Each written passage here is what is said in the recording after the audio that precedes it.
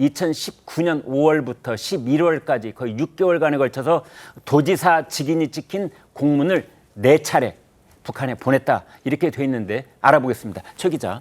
예, 이 공소장을 살펴보면요. 그해 5월부터 쌍방울과 북한이 방북 비용 액수를 놓고 협상을 벌이니까 이재명 대표 측이 경기도지사 직인이 찍힌 공문을 여러 차례 북한에 보냈다고 합니다. 일단 경제 고찰단 이런 이름으로 방북을 희망하니 초청해달라. 그러니까 북한 쪽에서 초청하는 형식을 취해달라. 이런 내용이 일차적으로 쓰였고 이젠 북한이 쌀 10만 톤 지원을 명시하면 7월 중으로 방북이 실현될 가능성이 크다. 이렇게 얘기를 하니까 경기도 쪽에 쌀 10만 톤을 지원하겠다 이런 내용을 넣어서 공문을 또 보냈습니다. 이후에 경기도는 태풍 피해 복구 협력, 또 민족 협력 사업 협의 등 제목만 바꿔서 모두 방북을 초청하는 내용의 공문을 보냈다고 합니다. 김 전 회장은 7월 말 70만 달러를 시작으로 이듬해 1월까지 약속한 300만 달러를 이 일련의 과정 속에서 북한에 다 보낸 정황이 드러나기도 했습니다. 네.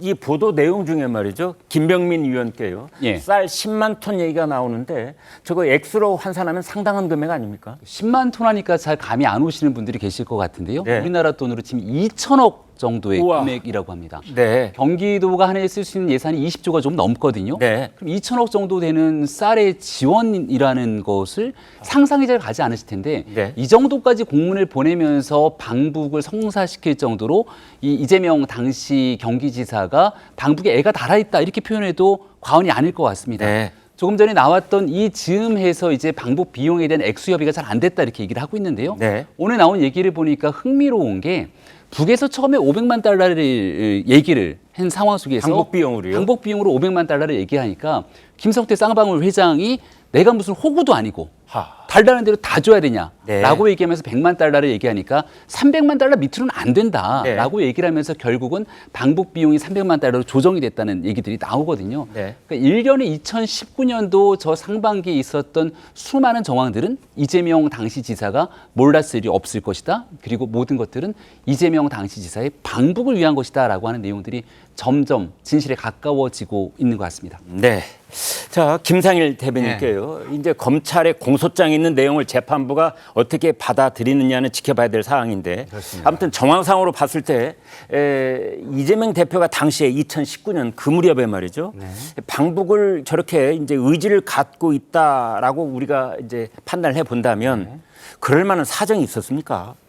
그러니까 이제 이재명 대표는 당시에 이제 대선을 목표로 뛰던 정치인이었죠. 아, 예. 근데 경기도가 전국적인 이슈를 주도하기는 쉽지는 않습니다, 솔직히. 네. 그럼에도 불구하고 이재명 당시 도지사는 사이다 발언이라는 걸 통해서 정책적인 이슈로 전국적인 이슈를 주도한 적이 몇 번 있죠. 네. 근데 대북 이슈를 주도할 수 있다면 그야말로 전국적인 이슈를 경기도지사가 예. 주도하고 중앙 정치인의 이미지를 확고히 할 수 있는 그런 부분은 있겠다. 대선 후보로서의 역량을 국민들한테 충분히 보여줄 수가 있는 있다. 그런 네. 건 있겠다 이렇게 생각하는데요. 네. 어쨌든 김성태 그 쌍방울 네. 전 회장이 돈을 준 것은 또 김성태 전 회장도 반대급부가 굉장히 크거든요. 네. 그 뭐 주식의 어떤 상승이라든가 이러면은 뭐 300만 불보다는 훨씬 큰 이익을 네. 볼 수 있기 때문에 한 것도 있어서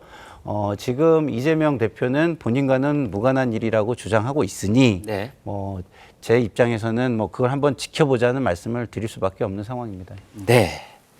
아무튼 이번 검찰의 공소장을 보면은 방북을 포함한 대북 사업 전반을 이재명 대표가 추진을 하고 지시를 했고 지시를 받고 이제 이렇게 했는데 그 손발이 있어야 될 거 아닙니까? 근데 이재명 대표가 측근이라면 적어도 이 정도는 돼야지라고 했다는 그 두 사람 김용 그리고 정진상 그 이름이 이제 이 검찰의 공소장에도 나오는 것 같습니다. 최 기자.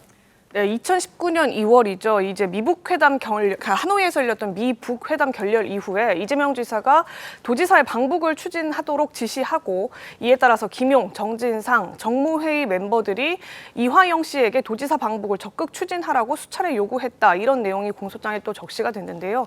이재명 대표가 대북 사업을 주도했다는 근거로 검찰은 경기도가 이화영 부지사의 방북은 남북 교류 사업 재개를 추진 중인 이재명 경기지사의 뜻에 따른 것이다. 이렇게 돼 있는 지난 2018년 10월에 보도 자료를 들기도 했습니다.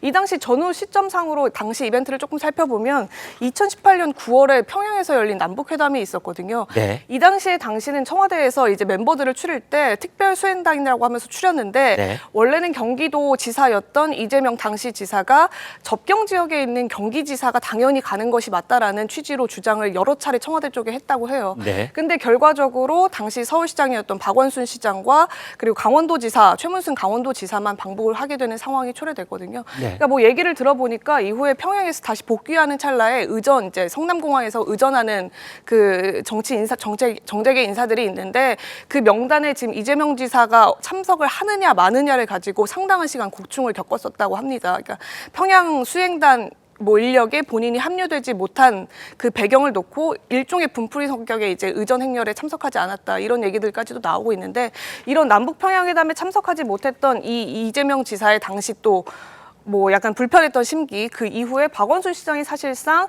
범야권의 대선 주자로 우뚝 섰던 그 상황들 여러 가지를 생각해 봤을 때 이재명 지사의 방북 이슈는 굉장히 중요한 과업으로 여겨졌었다 이렇게 봐도 될 것 같습니다. 아, 배경을 듣고 보니까 그러네요. 2018년 9월이면은 문재인 전 대통령이 평양에 갔을 이제 그 시점인데 대통령이 평양에 가니까 이제 여러 사람들이 같이 특별 수행을 하는데 그때 서울시장 강원지사는 같이 가는데 경기지사가 이제 빠지면서 아마 그때 이제 이재명 지사의 절치부심 어떻게든 내가 이걸 만회를 하겠다. 이제 그런 생각들이 방북 의지에 반영이 됐다는 분석을 주셨습니다.